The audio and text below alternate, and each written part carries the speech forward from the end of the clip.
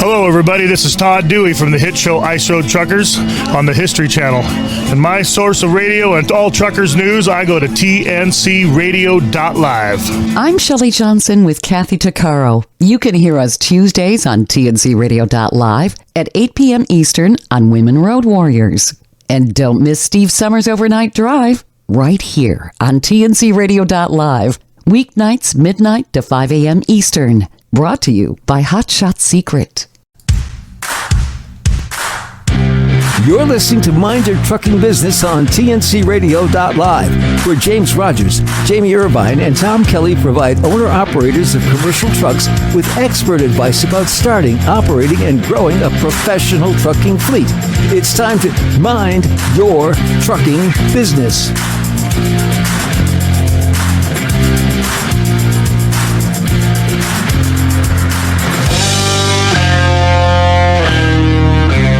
Thank you, Ron. Appreciate that intro. We're glad to be with you tonight. I'm Tom Kelley along with Jamie Irvine.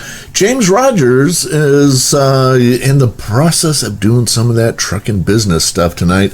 He may be able to get with us a little bit later, but right now he's getting ready to get on the road. And we are coming to you live from our studio headquarters here in Houston, Texas. And through the magic of technology, also have Jamie Irvine live from Alberta, Canada. Coming at you from the Great White North, my friend. There you go. Is the heat reaching all the way up there? Not quite yet. It's been a little on the cool side still, but we're anticipating that to come any day now, which is why my wife and I had an AC unit installed for our house a couple of weeks ago, trying to get ahead of the curve. Really? So you didn't have AC before now? Well, we just bought a new house, and we upgraded all the mechanical when we moved in. You know, new hot water tank, new heater, new furnace rather, and then we added an AC unit because we work from home, both my wife and I, and our daughter is just wrapping up school, and she's going to be taking some extra post-secondary education online, and so it's pretty tough to work from home in 40-degree weather. That's Celsius, of course. Yeah, I bet. So, yeah, that does get a little bit sweaty, doesn't it? It certainly does, yeah. And especially if you got to be on camera. Like I know a lot of the recordings that I do, we do both audio and video. So, yeah, you want to be presentable. Yeah, so in Houston, like I said, we're doing this live June the 16th, 2022. The temperature's going down. It's doing a lot better than it was earlier.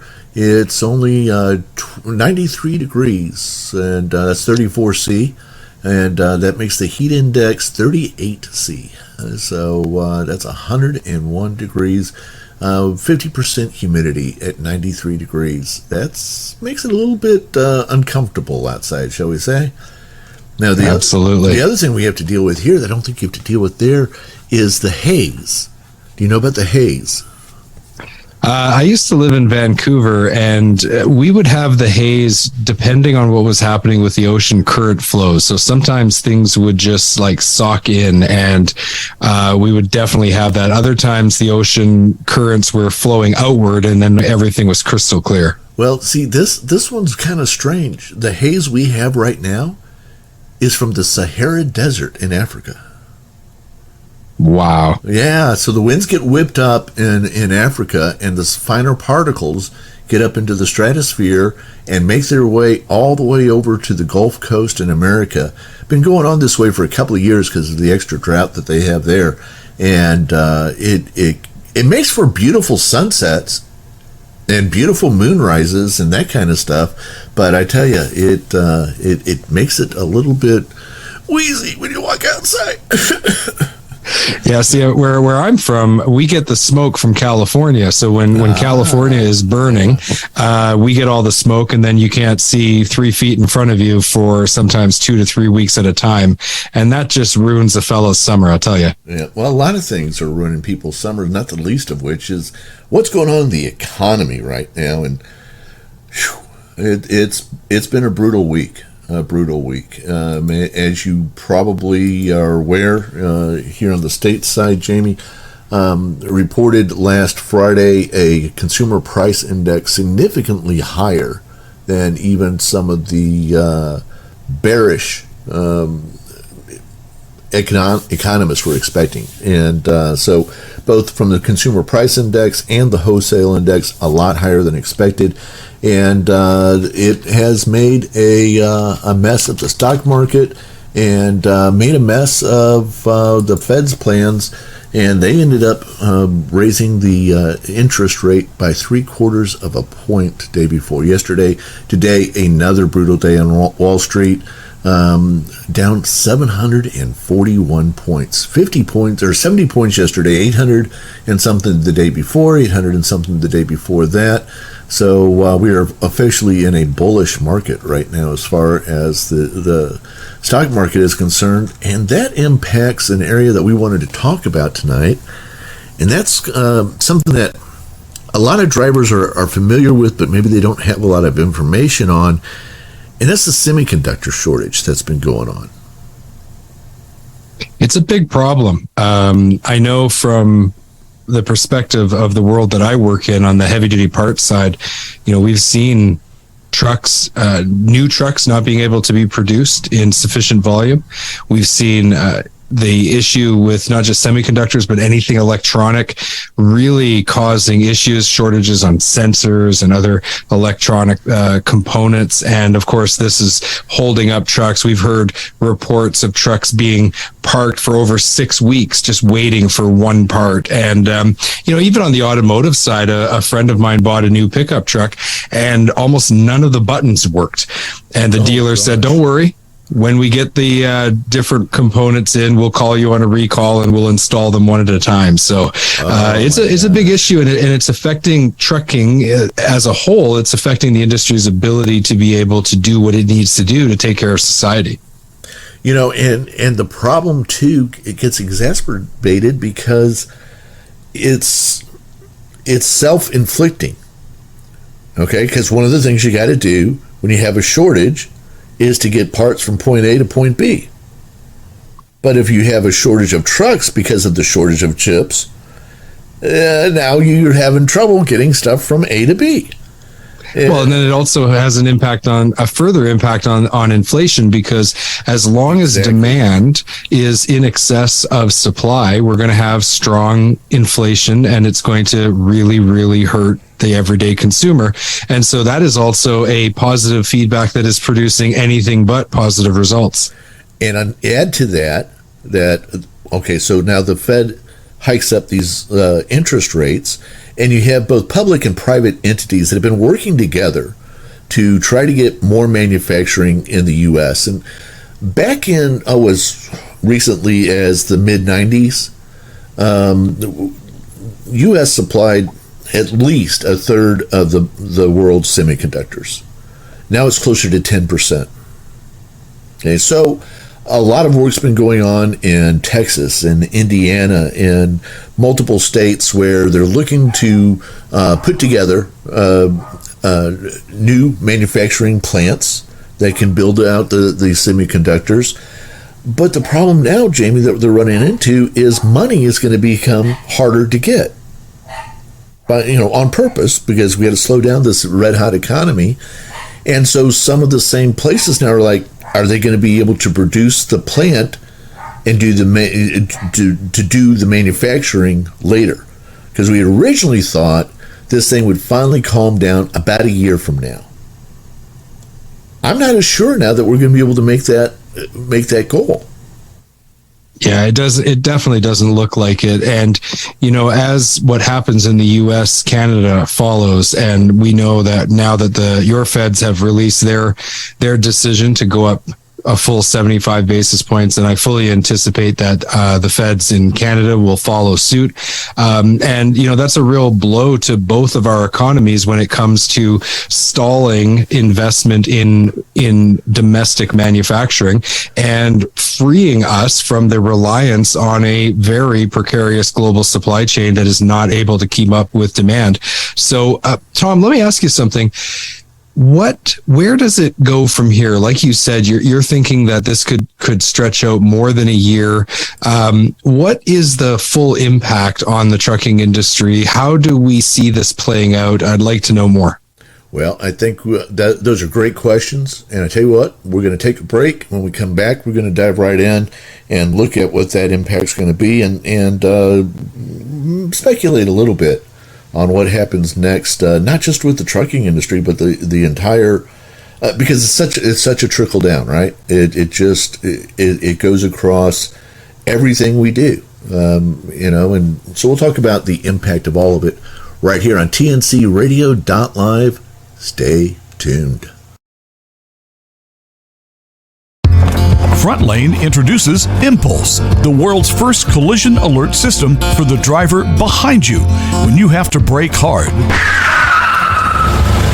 Impulse uses ultra-bright pulsing red LEDs to alert drivers behind you who might not be giving their full attention to the road.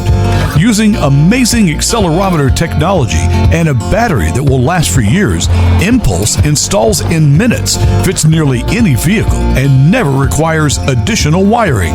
Drivers react 50% faster, helping to protect you and your passengers. Learn more by visiting www.frontlane.com/impulse. That's www.frontlane.com/impulse. Approved by all 50 states. Impulse by Front Lane. This blog is brought to you by the Truckers Network at app.thetruckersnetwork.net. Truckers Against Trafficking can help fight modern-day slavery. Human trafficking is a real and frightening issue in the United States. It's a crime that forcefully exploits women, men, and children. Human trafficking involves transporting a person into a situation of exploitation, which can include forced labor, marriage, or prostitution. The term exploitation in this sense is commonly referred to as modern slavery. At this time, it's estimated that there are 20 to 40 million human trafficking victims internationally. According to the ACLU, the United States Department of State estimates that 14 to 17,000 people are trafficked into the United States each year. Truckers Against Trafficking exists to educate, equip, empower, and mobilize members of the trucking, bus, and energy industries to combat human trafficking. Truckers Against Trafficking goals: saturate trucking and related industries with TAT materials.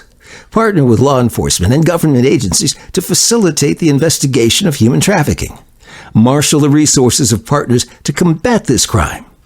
The Truckers Network proudly sponsors Truckers Against Trafficking and their efforts to fight against this heinous crime that's affecting hundreds of thousands of Americans each year. How truckers can help. Training video. Watch Truckers Against Trafficking's free training video and take the short quiz through their online portal. This will register you as an official TAT trained, TAT certified driver. Know the red flags. Download the Truckers Against Trafficking app and request a wallet card and window decal at tat.truckers@gmail.com.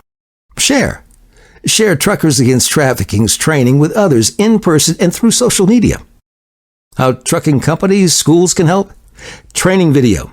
Share Truckers Against Trafficking's free training video with your drivers. Request a digital file of your video or physical DVD from tat.truckers@gmail.com.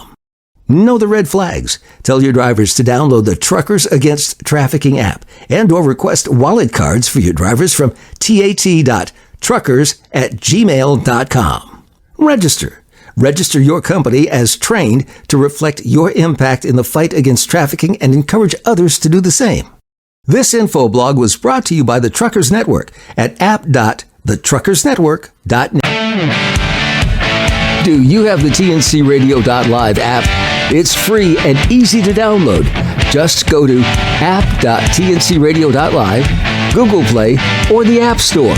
Get access to live streaming radio developed by drivers for drivers. Download the tncradio.live app today.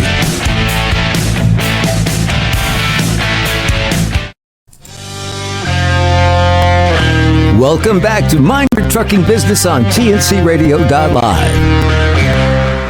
Thanks, Ron. Tom Kelley here, along with Jamie Irvine. James Rogers, also part of our team, is busy doing trucking stuff right now. He's got to be working all night tonight, so he's getting the truck ready to go. might have a chance to get in with us a little bit later, but we wanted to jump in and start talking about the semiconductor issue. And as I said, it's kind of this weird infinite loop that we're getting into, because a lot of what we need semiconductors for is the production of not only the things that move product, but help us build product, right? So if I need, say, new equipment so that I can build a new manufacturing plant, guess what's in that new equipment? Semiconductors.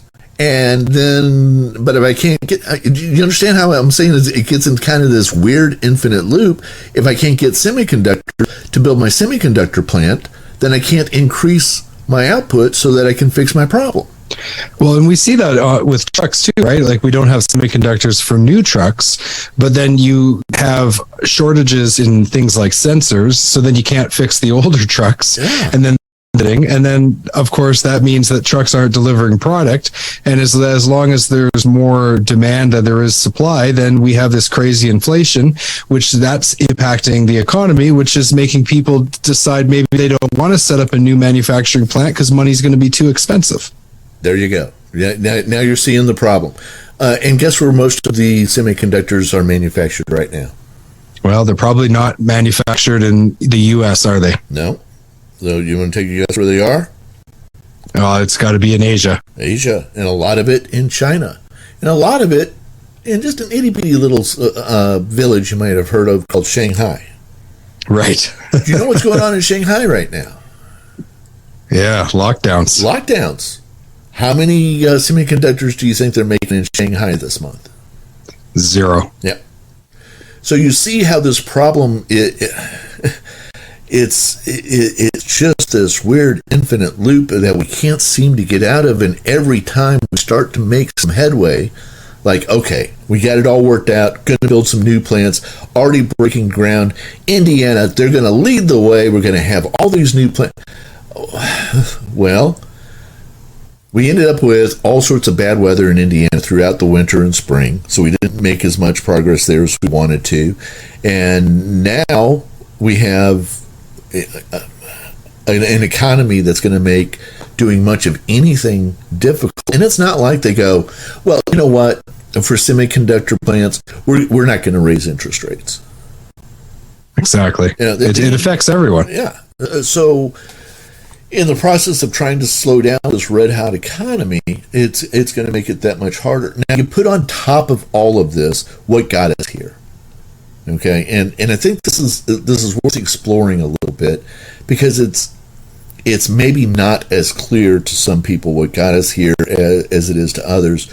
We had two things happen at once that really created the issue. One was COVID. And that's what everybody thinks of, right? They think, okay, we had lockdowns, yeah, people couldn't go to work, and that put us behind by a couple months. And then we had, then things started to open up again, then we got locked down again. So, okay, at the very most, we got put behind 3 to 4 months. But Tom, we're now a couple of years out, and we've got people like the CEO of Intel back in April saying that they don't think this is going to be solved until 2024. And the minute that he said that to CNBC, their stock price dropped by 6%. So chances are it's worse than that, but he had to mitigate what he was going to say because he knew it was going to have a negative impact on their company valuation.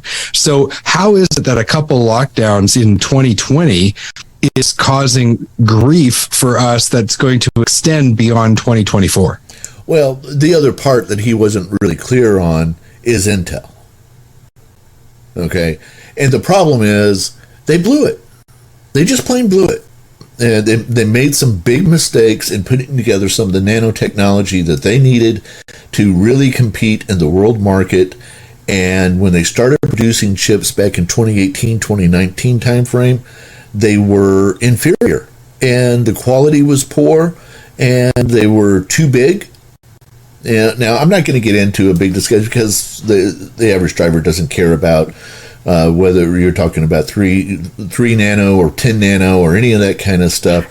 Just give me a truck that works so I can go to work like James is tonight. Yeah, exactly. So I'm not going to get into the details. The bottom line is Intel blew it. For the first time, I mean, really, if you look back on the history of Intel, they have a stellar record and have done some really fantastic stuff. And I tell you, you couldn't listen to us right now if it wasn't for Intel. Right now, somewhere in the process of your listening to us, I guarantee you we're going through tens of thousands, maybe millions of Intel chips at one point or another just to get this broadcast to you.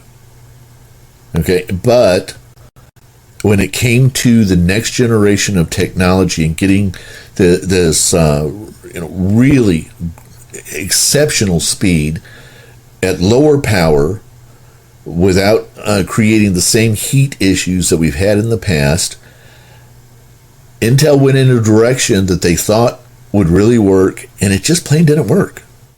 So is that the kind of the second thing you were pointing to as being a big problem in addition to COVID, or is there something else? No, it's those two. So you take the COVID stuff, and now the COVID was a double barrel problem. Okay, yes, we made less chips because less people were there, but even beyond that, because everybody was at home, there was suddenly this spike in demand that nobody saw coming, and everybody wanted new laptops, new PCs, new cameras, and all of the different pieces that allowed people to communicate and work with each other in a remote setting. So it's incredible, Tom, it's incredible when you think about how interconnected we are on this planet, right? I mean, it's just no longer possible for something to happen in one place and not affect everybody else. So think about it. So let's break each of these things down. If Intel was the only issue, their competitors would have just beaten them up, and maybe Intel survives, maybe they don't. Okay? Right. Big companies have made big mistakes before. Sometimes they survive, sometimes they don't. Sometimes they have to rebuild themselves and become something new, aka Chrysler, GM, and Ford. They could have. It could have been different. But now you add on top of that the COVID issue. Okay, and now I'm talking about the not producing and not having the raw products that they need to produce semiconductors throughout the world. Okay, so you got that going on, and now add on top of that huge new demand. Yeah, and people forget sometimes that it's not just about getting people to show up at the factory to actually manufacture. You're absolutely right. It starts with the raw materials. Right. And so if you had people not working for months on end, it takes time to get a mine going again, exactly. to get a trucking outfit in there to move the raw materials and get them to the manufacturing facilities. And that might involve also marine and sailing them. So this is not something that you can just shut off and turn back on like a light switch. It takes some time to get things going again.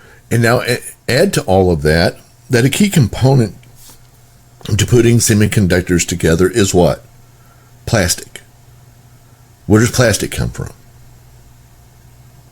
It comes from petroleum products yeah. Okay. Have you noticed anything about petroleum prices recently? Yes, okay. They are out of sight. And because for a number of different reasons, and a lot of that's decisions that the governments from the U.S. and Canada made.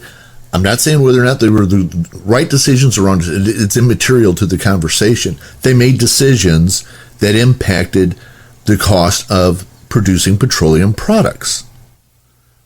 Okay, and the supply of those petroleum products. Now, so you've got less work going on, more demand going on, a big mistake by a big company in the midst of all of this, and now throw on top of that the competition of the world market, and now let's add in a war.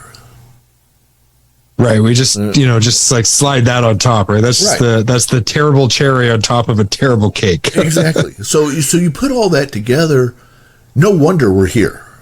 Okay. Exactly. And any one of those things, that they would have been different, maybe we wouldn't be where we are. Okay, but you add all of them together, and it puts us in a really tough spot. So, Tom, maybe in the next segment, what we really can talk about, because this is what people who are listening right now want to know, right?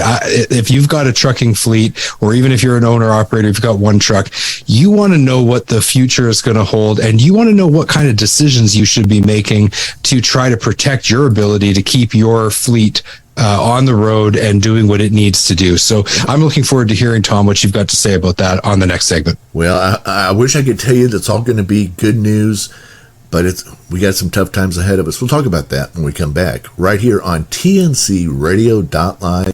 Stay tuned. I'm Hope Savara, your host of the Driver Life Podcast, every Monday at 8 p.m. Eastern on tncradio.live. Hi, I'm Dr. Christopher Cortman, and now for the Mental Health Minute. In part one, we were talking about stress, and I shared a story about how some people actually escape stress by jumping out of an airplane with a parachute. For most of us, that would be an experience that would create stress. So, what in the world is stress?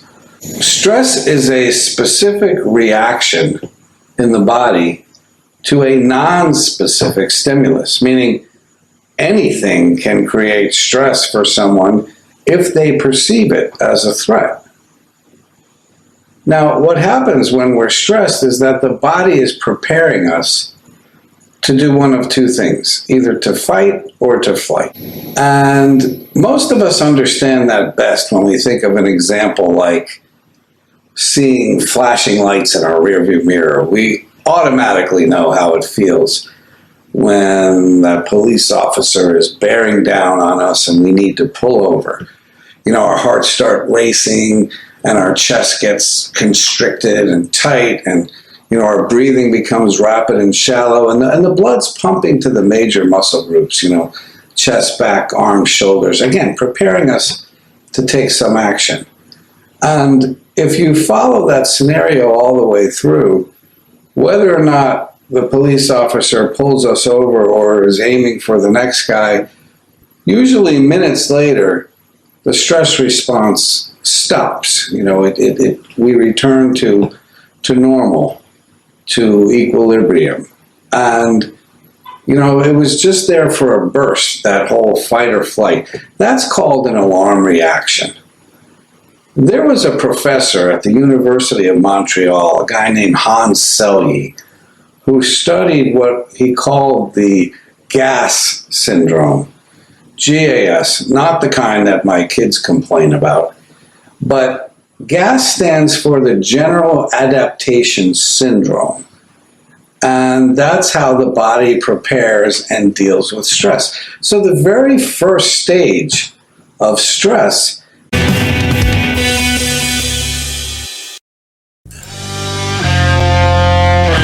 Welcome back to Mind Your Trucking Business on tncradio.live. Thanks, Ron. Thanks, everybody, for tuning in with us tonight.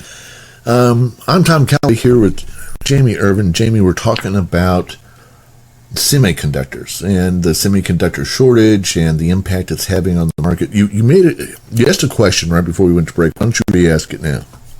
Well, I'm just always trying to think about things from the point of view of our audience, right? You might be an owner-operator, or perhaps you have a fleet that you own, and at the end of the day, you got to get your trucks rolling. You got to do your job and deliver freight. And so really, when you think of the semiconductor worldwide shortage and the impact it's had on the trucking industry, I guess what I'd like to talk about is what strategies should a truck operator use, and what decisions should they be making around looking at buying new equipment versus keeping old equipment, and how can they weather this storm, and what can they do to try to mitigate some of the impact of this semiconductor shortage on their ability to operate their trucks?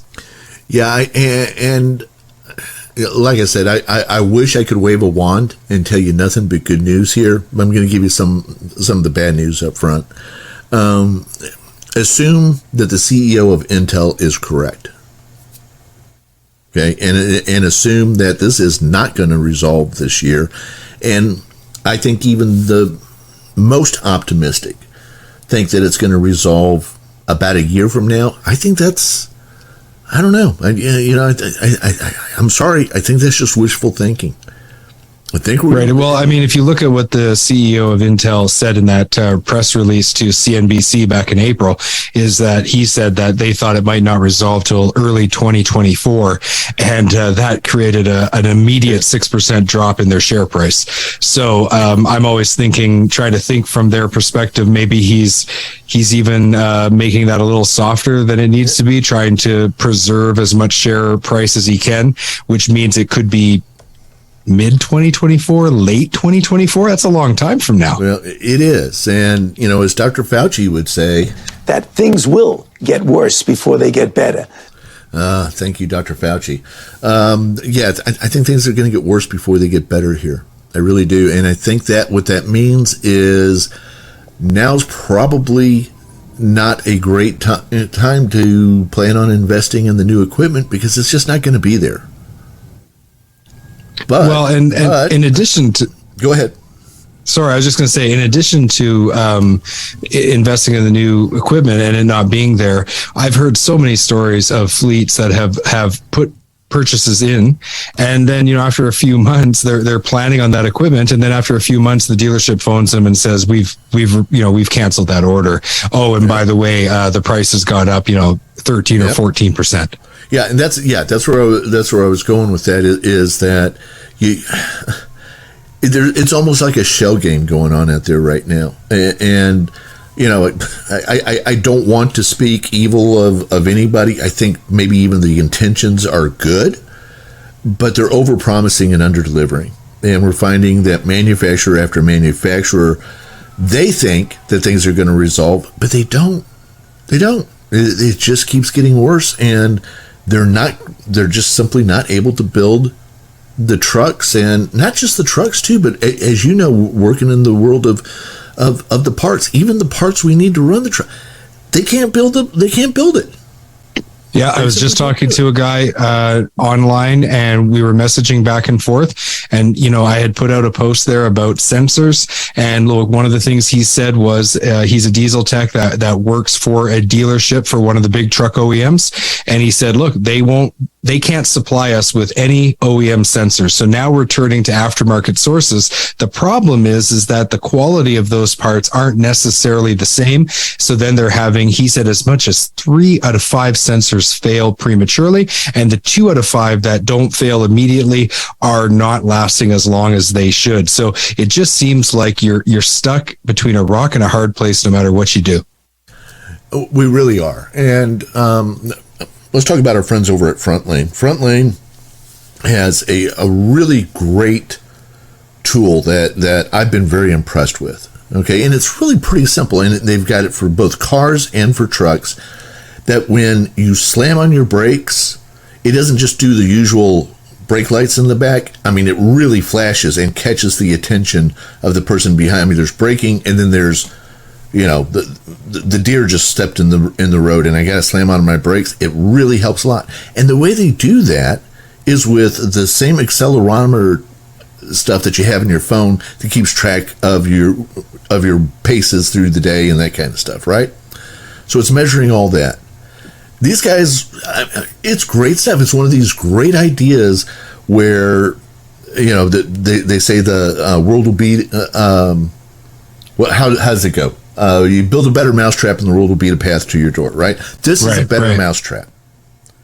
And they have to back off now because they literally cannot get the accelerometers that require the semi-conductors so that they can build the equipment to do this. And and they're thinking about all these great things that they can do to make this technology even better.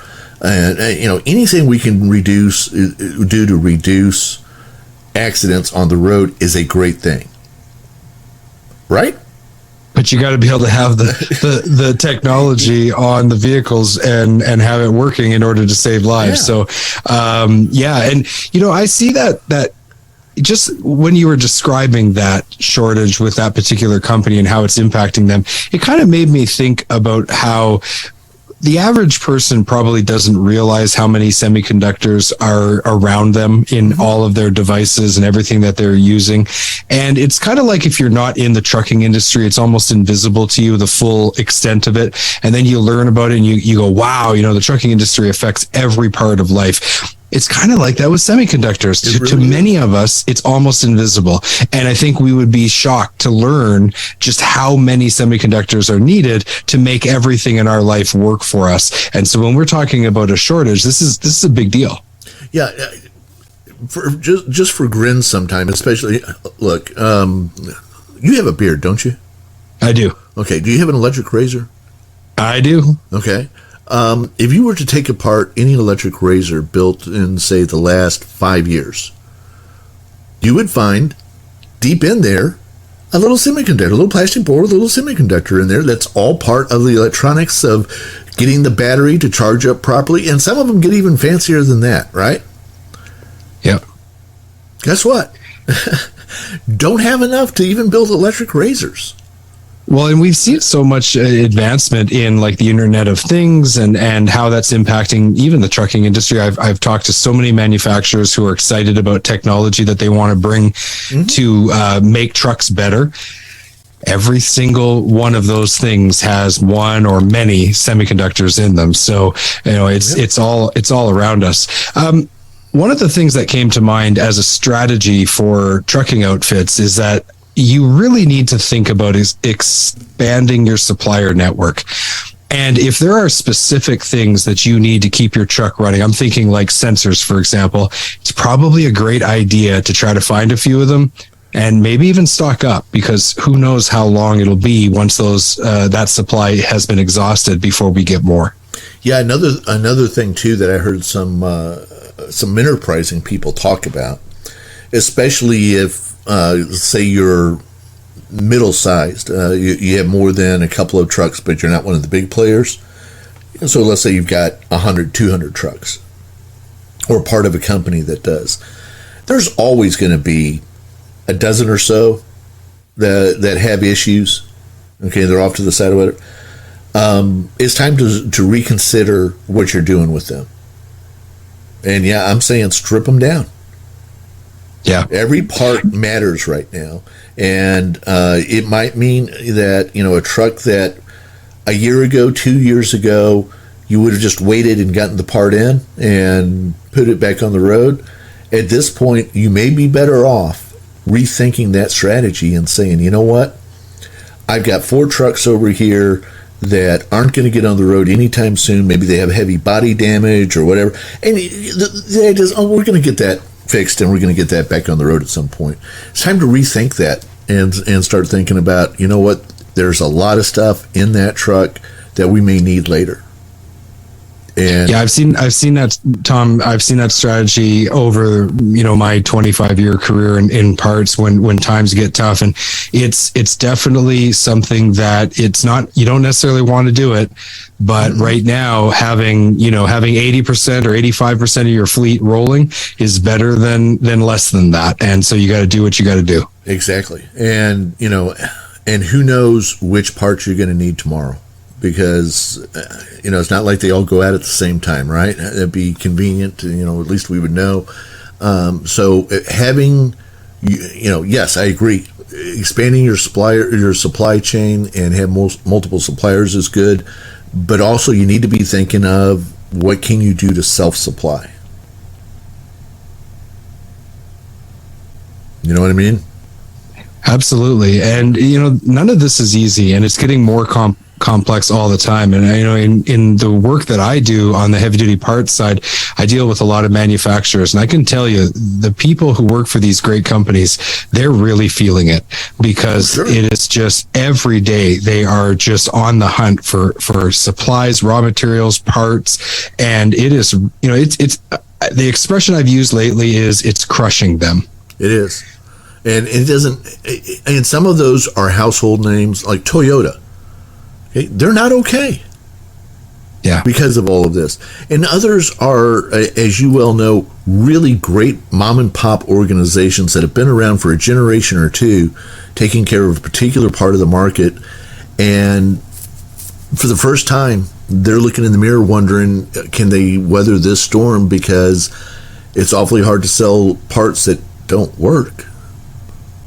That's right. That's right. I mean, at the end of the day, you're better off to say I can't supply it than you are to sell something to someone that then puts them stranded on the side of the road. Exactly. All right. Hey, we're going to take a break, and when we come back, kind of wrap up this conversation. You're listening to TNCRadio.live's Mind Your Trucking Business. We'll be right back.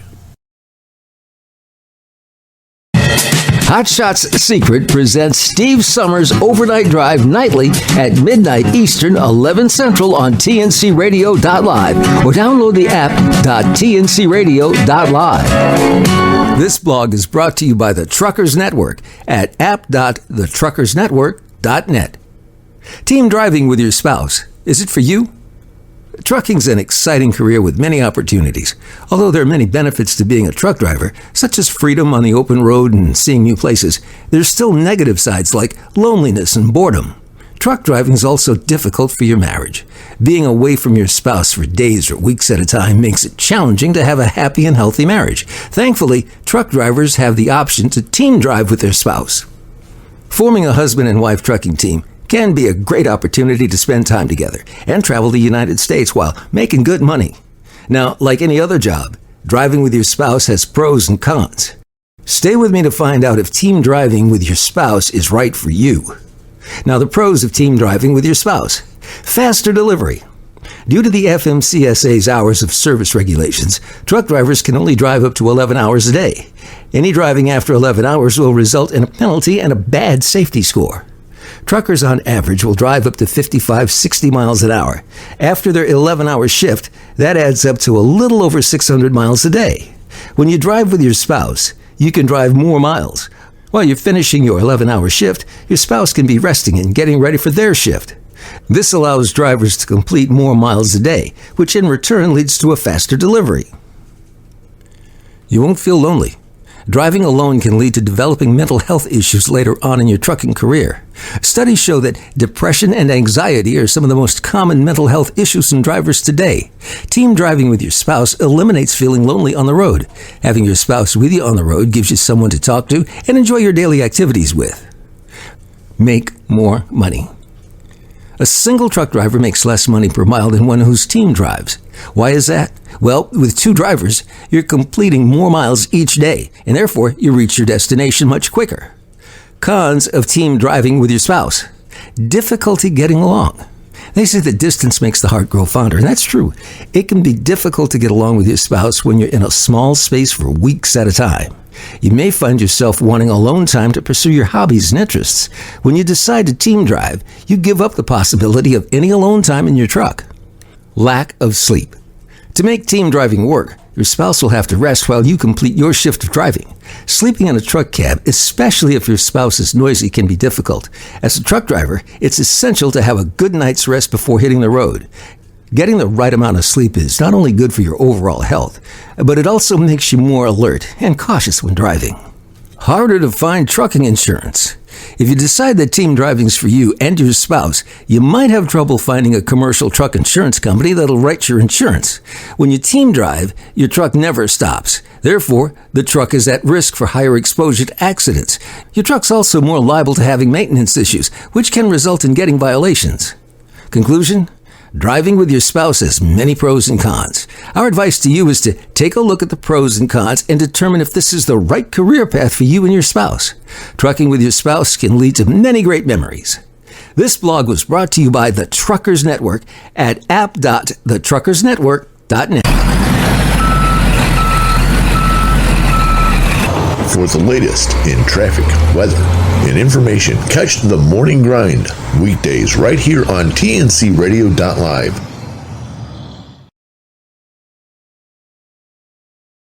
That things will. Okay, well, welcome back TNCRadio.live. Push the wrong button there. I forgot we had checked in with Dr. Fauci. This is Mind Your Trucking Business. Tom Kelley right here with Jamie Irvine. And Jamie, conversation tonight all around truck parts. One of the things that truckpartsinventory.com. And I really think that this is a good strategy. We're going to have to get, I talked about this earlier, Tom, about expanding your supplier network. And it's not just about finding aftermarket or independent tier 2 suppliers in addition to your truck dealership that you go to. It's also about finding these salvage companies that might be able to help you find a part. And you think to yourself, well, salvage has got to be all old trucks, right? Well, no, because trucks have accidents. Yep. Trucks have other things go wrong. There might be a storm of some kind where a lot of damage was done and they decide to write that truck off. But the semiconductors in that truck are just fine. And that might be the exact model that you have. So that might be one place that you can go to find parts. A little unorthodox for a semiconductor, but it's definitely something where you'd be able to find a sensor or find an ECM or find some sort of electronic component that you're looking for using a marketplace like that. Yeah, and we didn't build the show around anybody in particular, but anything we can do to give you guys the information that could help you, that is a great. Tell me one more time the name of that one. truckpartsinventory.com. Okay, so and you go straight to that site, and it's free to use as a user. So if you're buying parts, it doesn't cost you a dime to use that service and help you find the parts you're looking for. And if I'm selling parts, I can work through there too to do that. Absolutely, yeah. If you're selling parts, then the way that it works, it's a marketplace. So then you pay to play, but it gives you access to a very large group of owner operators, repair shops, people like that who are buying parts and installing them on trucks. Well, in my opinion, it's essentially a crime right now to let any truck, I don't care, if it's been on the road, don't let it go through the compactor. There's car or truck at this point without stripping out every usable part on it, because you don't know. Yeah, and somebody's going to need that part at some point. Yeah, I guarantee it. And they will. Sometimes you got to figure out how to make a square peg work in a round hole. Like they had to do with Apollo 13. We may have to completely jury rig a few things to get them to work, and if that's what we got to do, that's what we got to do. One of my favorite magazines is Calibrate. It's from the Technology Maintenance Council. I'm a member of the TMC, and so I get that mailed out to me. And there was this article from John Baxter about will the diesel engine ever be perfected, and it's sitting on my desk, and I just looked over and saw that. And what it triggered in my mind actually is something we haven't even talked about: is all these issues with semiconductors, and yet all of our vehicles are supposed to be electric. By what is it, 2030? It's like this is going to slow down the progress of even that segment of the industry, and that was just getting going. So I can only imagine the companies that are manufacturing those trucks are absolutely sweating bullets right now. One of the things that we haven't even really gotten into at all, I just kind of want to throw this in here, is remember I talked about Intel making the big mistake? Yeah. With everything else that went on, we didn't get to the next generation of semiconductors. This is part of the overall problem, is that the industry started to go there, but now we can't, because we're not lined up to use this next generation of semiconductors with the older generation that was there, and that too has created part of our problem. So this won't be fixed by, okay, well, we're just going to manufacture new parts with a different type of semiconductor. So are they going to revert back to older technology, or is it going to? Yeah, we're kind of stuck in the older technology right now. Right. Okay. Which, again, this infinite loop, which the problem then becomes that if we had the newer technology, we wouldn't need as many semiconductors. Of course, they'd be more reliable. Yeah, not as susceptible to heat. Exactly, and smaller, and we'd be able to do more things with them. The next technology of semiconductors are going to allow us to do some amazing things. Really cool, amazing things. But now instead of rolling that stuff out this year like it was originally planned, 2024, 2025 now, maybe that's the soonest we can get really into that new technology. It is dynamic times we live in. I tell you one thing, I'm very happy that I work in the trucking industry because we are a resilient bunch of people. We're independent, and we are going to find a way through this. That I'm sure of. It's just not going to be easy. Yeah, but that's why I'm kind of smiling at the same time. We can figure out how to make a square peg fit in a round hole. We can. Yeah, we will. And right now, I can't tell you exactly which one it'll be. That'll be kind of the fun part. We're going to see some great innovation come out of both our parts producers and just everyday Joe trucker. He's going to find, you know what, if you do this and this, and you attach it this way, and you move it, look what I got. I got a working part here that we didn't even think about before. We're going to see that kind of innovation because that's what we do. That is what we do. Yeah. So we'll make it all work. Hey, Jamie, it's getting about time to wrap things up. Tell people, how can they find out more about you? So head over to heavydutypartsreport.com. That's where our show, the Heavy Duty Parts Report, lives. We're also on social and also on every podcast player known to man and our YouTube channel. But the best place to go is heavydutypartsreport.com. And our good friend James, who wasn't able to come, he's out there working, doing what a truck driver does. Make sure you check out his podcast, the Road Rage Podcast on YouTube. Just Google or just YouTube Road Rage Podcast, and you're going to find James. What a great show he's got, talking about everything that a truck driver wants to talk about. Yeah, it's a fun show, and it's all out there on YouTube. And, of course, Mind Your Trucking Business. That podcast itself is starting to become available. It's going to be out there very soon. Matter of fact, the first episode is now available on Spotify and Amazon Music. How about that? That's awesome. And Tom, speaking of Mind Your Trucking Business, next week we're going to talk about cybersecurity. You do not want to miss that. It is going to be a really good conversation. We're going to give you 5 things you can do to personally protect yourself. And we're going to also do a little example of just how much do they already know about you. See, James didn't show up today for work, right? He's out there driving. He didn't show up to be on the show, so he gets to be on the hot seat. He doesn't even know it's coming yet. Yeah, it's gonna be interesting. So all of that coming up next week, right here on Mind Your Trucking Business, right here on tncradio.live. Stay tuned next for Reverse Gear with the maestro himself, Ron Sam.